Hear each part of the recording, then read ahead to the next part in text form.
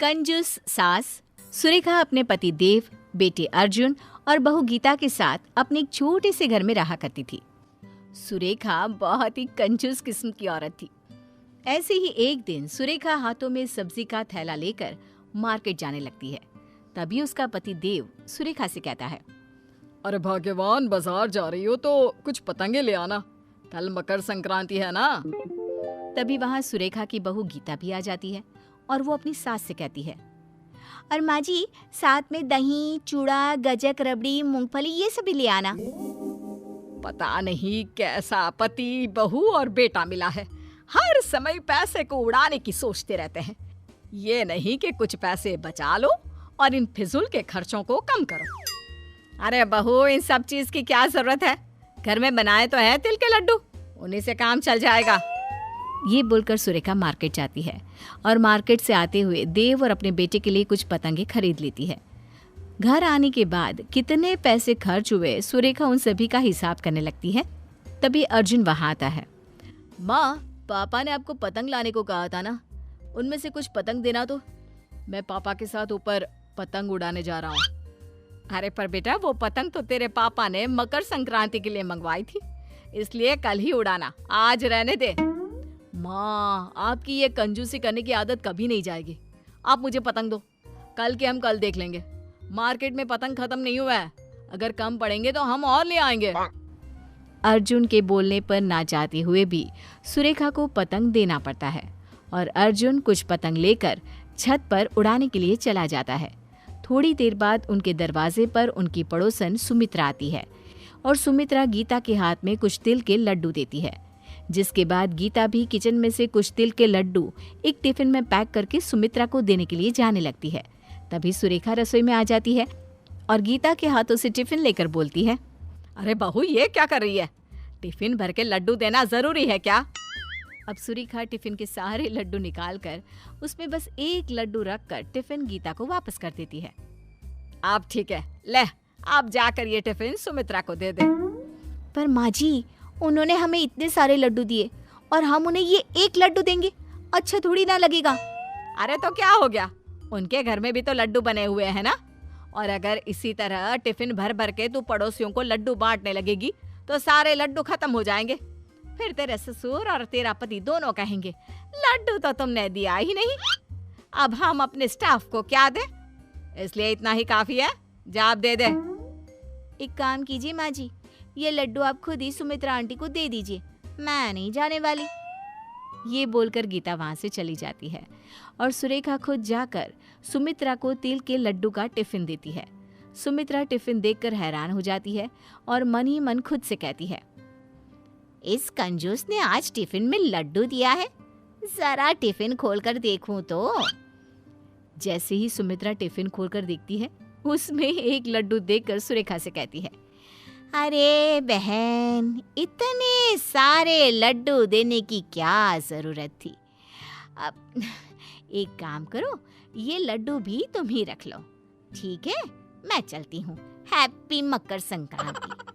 सुमित्रा सुरेखा के हाथों में लड्डू का टिफिन देकर वहां से चली जाती है, जिसके बाद सुरेखा अपने कमरे में जाकर पतंगों को गिनने लगती है। तभी देव वहां आ जाता है। सुरेखा, जल्दी से कुछ पतंग दो ना, मेरी सारी पतंग कट गई है। क्या सारी पतंग कट गई? अरे तुम दोनों बाप बेटे पागल हो गए हो क्या? मकर संक्रांति कल है, पतंग कल उड़ानी है, आज नहीं। पर तुम दोनों ने तो आज ही सारे पतंग उड़ा उड़ा कर खत्म कर दिए, अब नहीं है पतंग, जाओ। अरे भाग्यवान, तुम्हारी कंजूसी करने की आदत कब जाएगी? पतंग है तो पतंग लेकर ही आए हैं उड़ाने के लिए।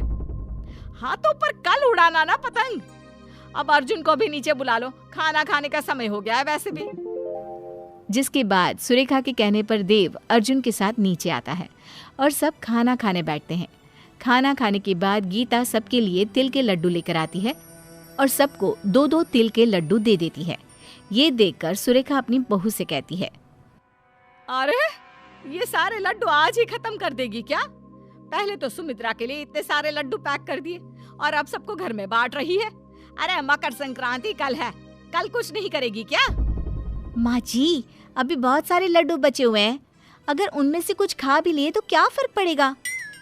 अगर लड्डू कम पड़ गए तो तेरे ससुर जी और अर्जुन के ऑफिस में कहाँ से लड्डू जाएंगे? सोचा भी है तूने?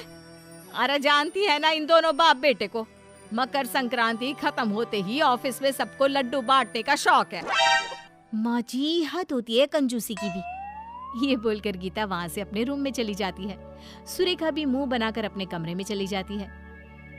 अगले दिन मकर संक्रांति का दिन होता है। सब लोग जल्दी से नहा धोकर तैयार हो जाते हैं और मकर संक्रांति मनाने लगते हैं। कुछ देर बाद देव, अर्जुन और गीता पतंगबाजी के लिए तैयार हो जाते हैं, जिसके बाद गीता सुरेखा के पास जाती है और कहती है, माँ जी, आज के लिए पतंग खरीदी थी ना, अब तो आप हमें पतंग दे सकती है ना, ताकि हम छत पर जाकर पतंगबाजी कर सके।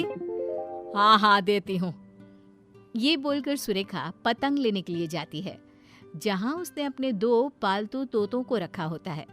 उन तोतों को देखकर सुरेखा खुद से बोलती है, सबको पतंग उड़ाने की पड़ी है, पर कोई एक बार भी इन बेचारे पक्षियों के बारे में नहीं सोचता जो खुले आसमान में उड़ रहे होते हैं। पतंग उड़ाने की वजह से न जाने कितने पक्षी घायल हो जाते हैं और अपनी जान से हाथ धो बैठते हैं।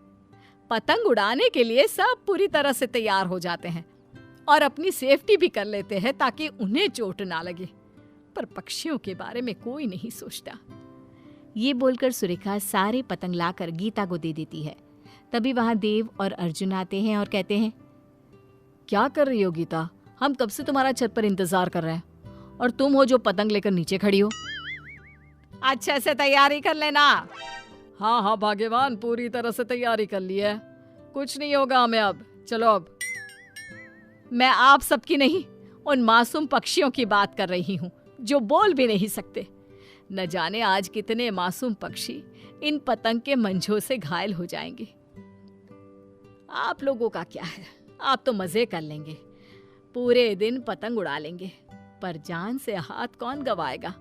ये पक्षी। आप लोगों को एंजॉय करना है, पतंग उड़ाना है, जाओ जाओ भाई आप। सुरेखा की बातें सुनकर तीनों हैरानी से एक दूसरे को देखने लगते हैं और फिर पतंग नीचे रख देते हैं। गीता अपनी सास से कहती है, माँ जी, आपने सही कहा, हमारी वजह से आज के दिन पता नहीं कितने निर्जीव पक्षी घायल हो जाते हैं, वो अपनी जान से हाथ गंवा बैठते हैं। आपने आज मेरी आंखें खोल दी। मैं आज ये पतंग नहीं उड़ाऊंगी, बाकियों को उड़ाना है तो उड़ा सकते हैं। सुरेखा, तुम भले ही कंजूस हो, पर आज तुमने हम सबको एक बहुत अच्छी सीख दी है, इसलिए आज से हम लोग भी पतंग नहीं उड़ाएंगे और ऐसे ही मकर संक्रांति मनाएंगे। सही कहा पापा, हम हमेशा अपना मजा पहले सोचते हैं, लेकिन कभी उस मजे में किस तरह इन बेजुबानों को नुकसान पहुंचा रहे हैं वो नहीं सोचते। पर आज के बाद ऐसा नहीं होगा। जिसके बाद गीता, देव और अर्जुन पतंग नहीं उड़ाते और उसकी जगह परिवार के साथ समय बिताना, छत पर बैठकर दूसरे लोगों को देखना और पड़ोसियों के साथ गप्पे लगाना, गेम्स खेलना और इस तरह दिन का मजा लेना जारी रखते हैं।